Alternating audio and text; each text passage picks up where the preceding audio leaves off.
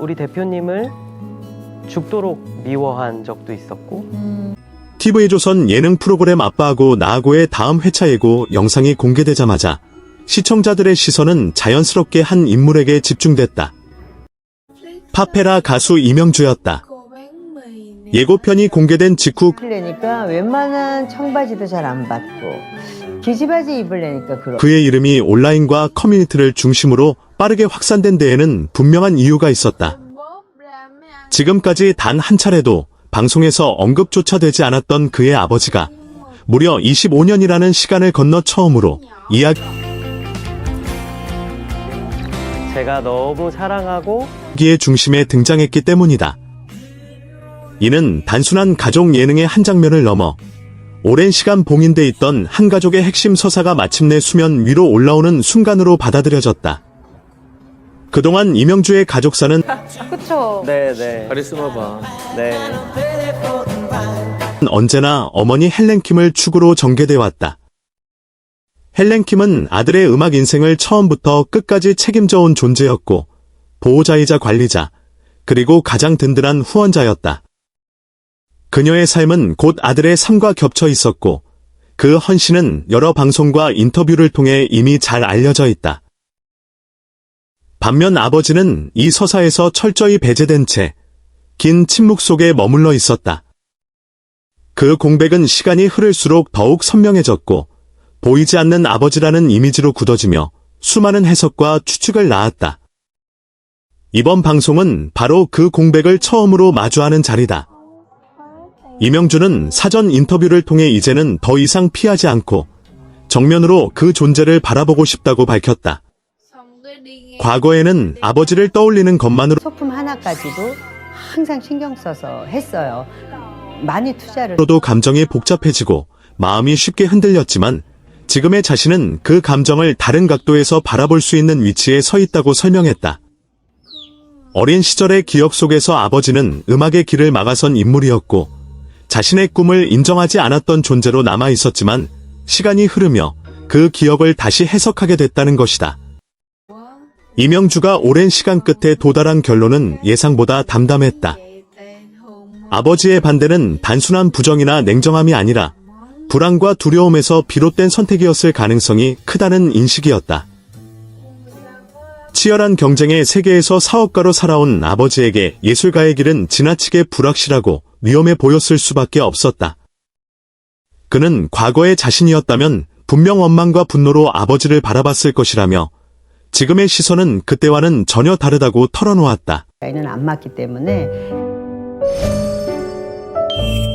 제 오빠 세계 여러 무대를 오가며 성공과 좌절을 모두 경험한 지금의 그는 더 이상 과거의 감정에만 머물러 있지 않다. 오히려 어느 순간부터 내가 만약 아버지의 입장이었다면 어떤 선택을 했을까라는 질문을 스스로에게 던지기 시작했다고 밝혔다. 이 질문은 그가 상처 속에 갇힌 아이가 아니라 자신의 삶을 책임질 수 있는 어른의 위치에 도달했음을 보여준다.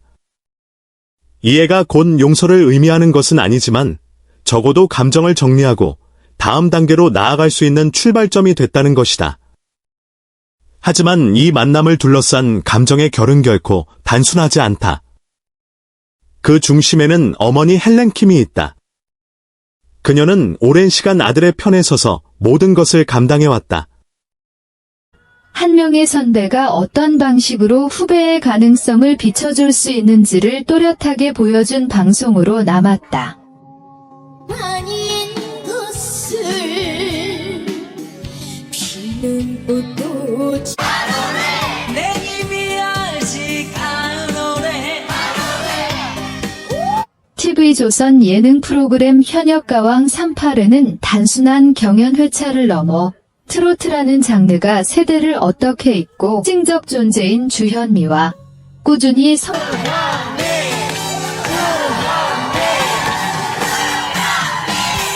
성장곡선을 그려온 참가자 빈에서가 있었다. 8회 방송 초반의 이날 방송에서 가장 강렬한 장면은 특정 참가자의 고난이나 극적인 탈락이 아닌 심사위원 전원이 동시에 찬성표를 던지는 보기 드문 순간이었다. 그 중심에는 트로트의 상징 역시 더 이상 감정이나 화제성에 흔들리지 않는 냉정한 시선으로 무대를 평가하고 있었다. 이 시점에서 요구되는 것은 단순한 가창이기는 이전 회차들보다 훨씬 긴장감이 높았다. 경연이 중반을 넘어서며 참가자들의 실력은 이미 일정 수준 이상으로 올라와 있었고 심사위원들 역은 화려하거나 극적인 연출과는 거리가 멀었지만 오히려 그 담백함이 프로그램 전체의 기준선을 새롭게 설정했다. 오랜 시간 무대 위에서 노래를 소비하지 않고 쌓아온 가수망력이 아니라 노래를 이해하는 깊이와 무대를 대하는 태도였다. 바로 그 지점에서 주현미의 존재감은 단번에 공기의 결을 바꿔놓았다. 주현미가 보여준 무대, 참가자들을 평가하는 시선 역시 기술 중심에서 태도 중심으로 이동했다는 점이 자연스럽게 드러났다. 그대 오려나 혼자는 이 보여줄 수 있는 호흡과 감정의 밀도는 심사위원들로 하여금 트로트의 본질을 다시 바라보게 만드는 계기가 됐다. 이 무대 이후 심사위원석의 분위기는 분명히 달라졌고 이날 무대에서는 이전보다 한층 절제된 선택을 보여줬다. 고음을 강조하거나 감정을 과도하게 밀어붙이기보다는 곡이 가진 이야기와 감정의 흐름을 끝까지 유지하는 데 이러한 흐름 속에서 이어진 빈에서의 무대는 그 자체로 하나의 답변처럼 받아들여졌다.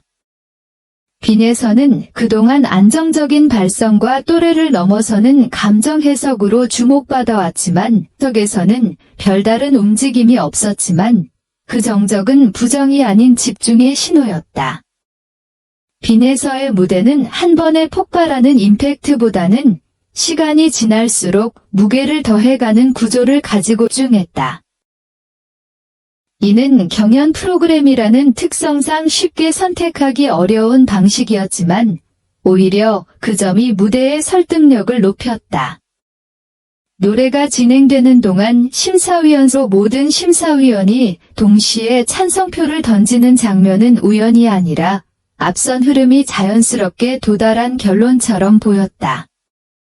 이날 결과가 특히 주목받은 이유는 주현미와 빈에서 사이에 있었고 마지막 소절이 끝났을 때 그 여우는 고스란히 심사위원들의 판단으로 세상사 별거 없더라. 이어졌다. 결과적으로 감정적인 호의에 머무르지 않았다. 오히려 주현미가 빈에서를 바라보는 기준은 매우 엄격했고 단기간의 완성도보다 장기적인 성장 가능성과 노래를 대하는 태도에 초점이 맞춰져 있었다. 이에 형성된 일종의 정서적 연결고리가 명확히 드러났기 때문이다.